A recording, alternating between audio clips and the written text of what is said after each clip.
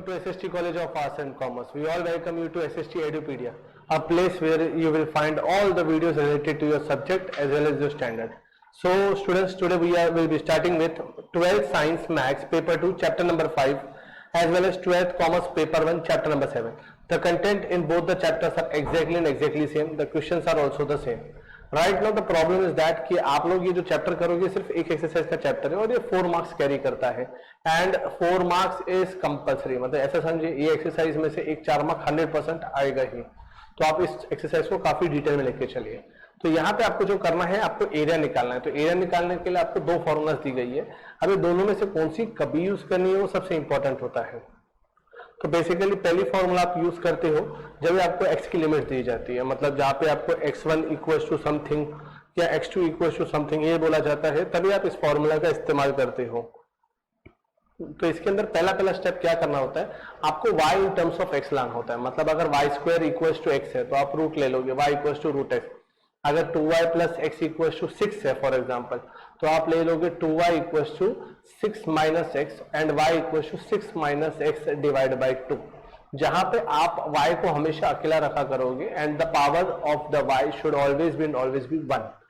जो भी बाकी x का बचता है वो आपका f ऑफ x हो जाता है। तो इंटीग्रेशन फॉर्मूला बन जाती है x1 to x2 x1 y in terms of x। तो आप लोगों ने फॉर्मूला y की बनाई थी वो यहाँ पे आएगा और dx की तरफ से इंटीग्रेशन ये हो गया। अगर आप लोगों को बच्चा लोगों x के टर्म्स में दिया होता है, तो अगर आपको लिमिट्स y के टर्म्स में दी होती है तो आप कैसे करते हो बच्चा लोगों, तो यहाँ पे आपको 2 लिमिट्स जो y के टर्म्स में देगी तो ऊपर आ जाएगा y1, नीचे आ जाएगा y2।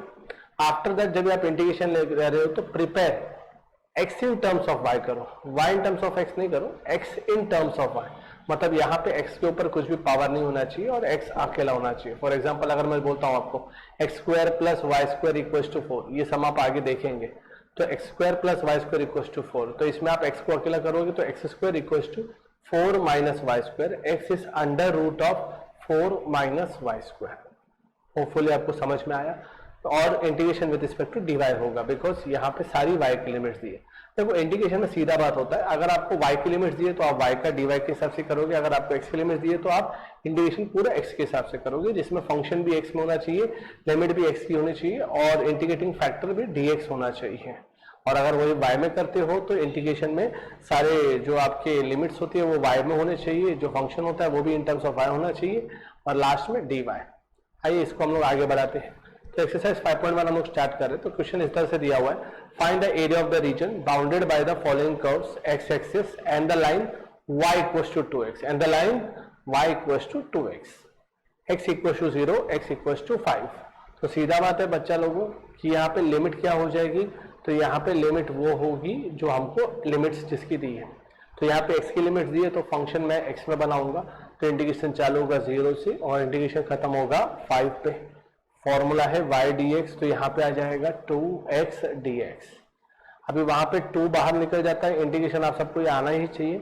x रेस टू 1 जो बचता है उसका इंटीग्रेशन होता है एक्स स्क्वायर अपॉन 2, तो फाइनल इंटीग्रेशन आएगा 2x स्क्वायर अपॉन 2, जहां पे 2 कैंसिल हो जाता है तो बचता है एक्स स्क्वायर 0 से लेके 5, एक्स स्क्वायर बचता है 0 से लेके 5। तो यहाँ पे पहली बार में आप x का अपर लिमिट डालोगे और फिर minus lower limit. Upper limit मतलब जो वैल्यू 5 है उसको अपर लिमिट बोला जाता है, जो वैल्यू 0 है उसको आप लोअर लिमिट बोलते हो। तो it is basically 5 square minus 0 square, जहां पे 5 स्क्वायर हो जाता है 25। तो answer comes out to be 25 square units. Answer क्या आता है बच्चा लोगों, 25 स्क्वायर यूनिट्स। ये था x के टर्म्स में। नेक्स्ट क्वेश्चन करते हैं हम लोग। बोला है find the area of the region bounded by the following curves x axis and the given lines x equals to 2y, y equals to 0, y equals to 4। तो यहाँ पे अगर आप बच्चा लोगों देखोगे तो यहाँ पे y की लिमिट्स दी है, तो जो भी मुझे काम करना है सब y के टर्म्स में होना चाहिए। मतलब जो स्टार्ट भी होगा एंड भी होगा लिमिट का वो y के टर्म्स में होना चाहिए, फंक्शन भी इन टर्म्स ऑफ y होना चाहिए और dy आना चाहिए इंटीग्रेशन में। तो इस बार 0 से लेके 4 आपका लिमिट आएगा, तो लोअर लिमिट 0, अपर लिमिट 4। वहां पे बाद में f ऑफ y जो आपको दिख रहा है तो वहां पे x in terms of y already दिया हुआ है, तो 2y dy। आफ्टर दैट 2 बाहर जाता है, जैसे इंटीग्रेशन आपने पहले लिया वैसे ही है। तो y रेस टू 1 का इंटीग्रेशन क्या होता है, y स्क्वायर अपॉन 2, वापस 2 कैंसिल, तो बचता है y स्क्वायर का इंटीग्रेशन फ्रॉम 0 टू 4।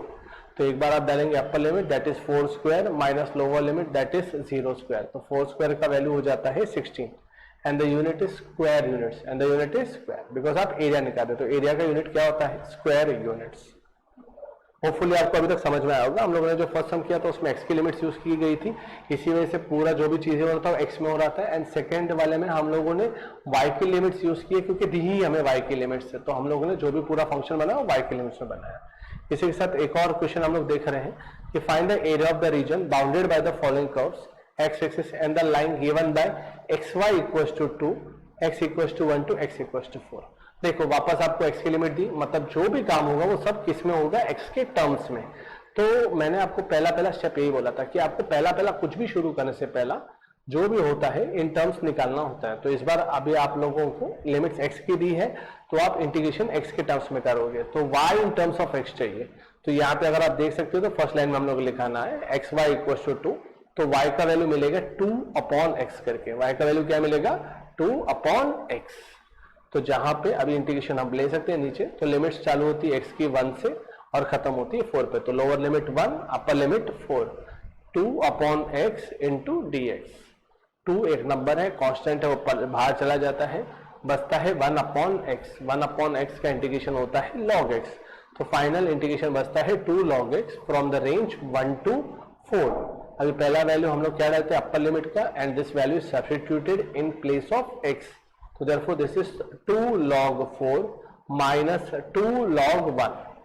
आप लोगों को मैथ्स में थोड़ा बात याद रखना पड़ेगा कि log 1 का वैल्यू हमेशा क्या होता है? 0, बचता है 2 log 4। 2 log 4 इसको एक्चुअली थोड़ा और आगे हम लोग सिंप्लीफाई कर सकते हैं, log 4 का स्क्वायर, ये जो नीचे वैल्यू होता है आगे इसको हम लोग पावर में लेके जा सकते हैं, तो this can be written as log 4 the whole square. The answer comes out to be log 16। आंसर कितना हो जाता है बच्चा लोगों? log 16। होपफुली आपको समझा होगा कि यहाँ पे आपको कैसे करना है। अभी एक और सम देखते हैं हम लोग, उसके अंदर आपको थोड़ा और दिमाग में बैठ जाएगा।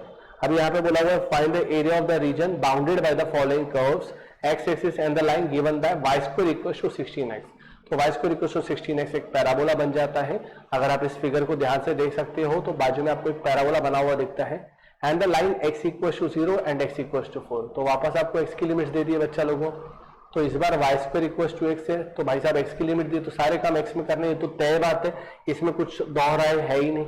तो यहाँ पे आपको एक्स की लिमिट दी गई है, तो एक्स 0 से चालू, वाई 4 पे खत्म, तो मुझे वाई भी इन टर्म्स ऑफ एक्स चाहिए, तो वाई स्क्वायर का वैल्यू 16x है, तो वाई का वैल्यू हो जाता है स्क्वायर रूट ऑफ 16x, जहां पे 16 स्क्वायर रूट के बाहर आ जाएगा। ओके, तो therefore y square equals to x, यहाँ पे 0 से लेकर 4 तक मैं इंटीग्रेशन कर रहा हूँ वाई डी एक्स का, y की जगह पे आ जाएगा रूट x। यहाँ पे अगर आप देखोगे स्टार्टिंग में मल्टीप्लाई 2 यूज किया है, बिकॉज जो हम लोग इंटीग्रेशन कर रहे हैं ना वो सिर्फ एक का कर रहे हैं, बट यहाँ पे अगर आप देखेंगे तो शेडेड रीजन 2 पार्ट्स में है, एक अपर में है that is in the first quadrant, and एक लोअर में that is in the fourth quadrant. तो मुझे इन दोनों का इंटीग्रेशन चाहिए, तो मैं दोनों को अलग अलग निकालने की जगह पे क्या कर रहा हूँ, एक का ही वैल्यू निकाल दे रहा हूँ, उसको मल्टीप्लाई बाय 2 कर रहा हूँ ताकि मुझे आंसर मिल सके दोनों का।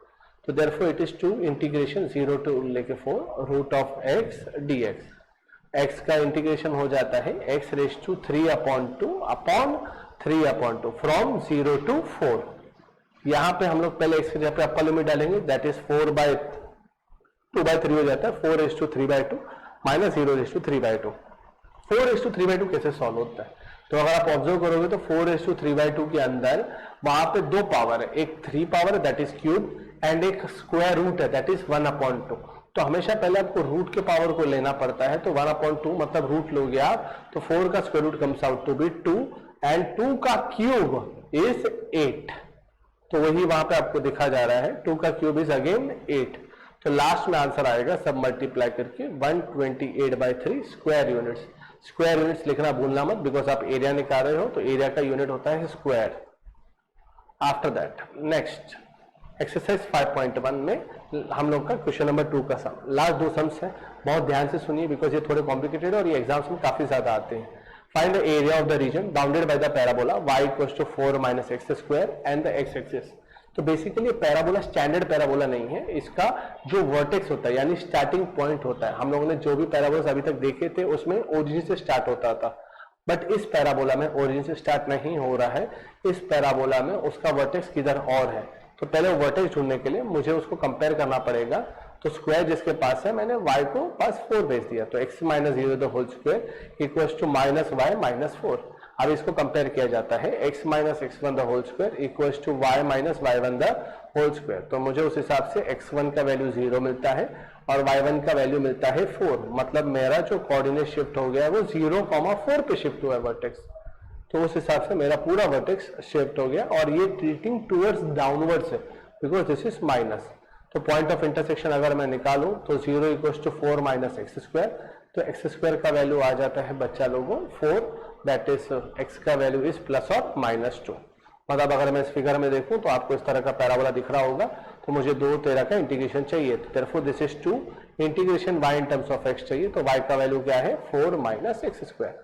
तो 2 टाइम्स वापस मल्टीप्लाई किया है बिकॉज मुझे दोनों साइड का एरिया चाहिए, एक फर्स्ट क्वाड्रेंट में जो है और एक जो सेकेंड क्वाड्रेंट में है। तो भाई साहब 2 इसलिए मल्टीप्लाई किया गया है। तो 0 से लेके 2 4 minus x square D x. तो यहाँ पे कैसे होगा, तो भाई और बहनों इंटीग्रेशन दोनों को जाएगा। इसका रीजन ये है कि यहाँ पे एडिशन सब्ट्रैक्शन में इंटीग्रेशन दोनों को मिलता है। तो 4 बाहर चला जाएगा क्योंकि नंबर हमेशा बाहर रहता है, 2 ऑलरेडी बाहर था। तो 4 2 8 इंटीग्रेशन ऑफ 1 बचता है, 2 बाहर integration of minus x square. अभी 1 का इंटीग्रेशन आप सबको भली बात मालूम है, that is x from the limits 0 to 2, x square का integration x cube upon 3 from 0 to 2। अब यहाँ पे upper limit minus lower limit का फॉर्मूला यूज करेंगे, 8 वैसे ही रहेगा। पहले 2 माइनस 0 डाल दूंगा तो upper limit is 2 minus lower limit is 0। वहां पे भी x की जगह पे डालूंगा पहला 2 क्यूब माइनस 0 क्यूब। तो देयरफॉर इट इज 8 माइनस 0। तो आंसर इज 8 2 16, 2/3 यानी अगेन इट इज 16/3।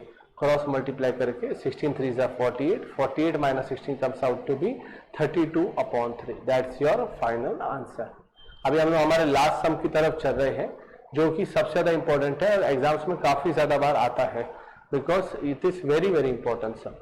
तो एक्सरसाइज 5.1 में find the area of the region included between the parabola y square equals to 2x and y equals to 2। तो यहाँ पे एक parabola दिया हुआ है और ये जो y इक्वल्स टू 2 है ये आपको लाइन दे दी गई है। तो भाई साहब अगर आप इसको ध्यान से देखोगे तो पहला आपका इंटीग्रेशन चालू हो जाएगा कि y square equals to y, because मुझे पॉइंट ऑफ इंटरसेक्शन निकालना है। तो y square minus y equals to 0 यानी y माइनस 1 इक्वल्स टू 0।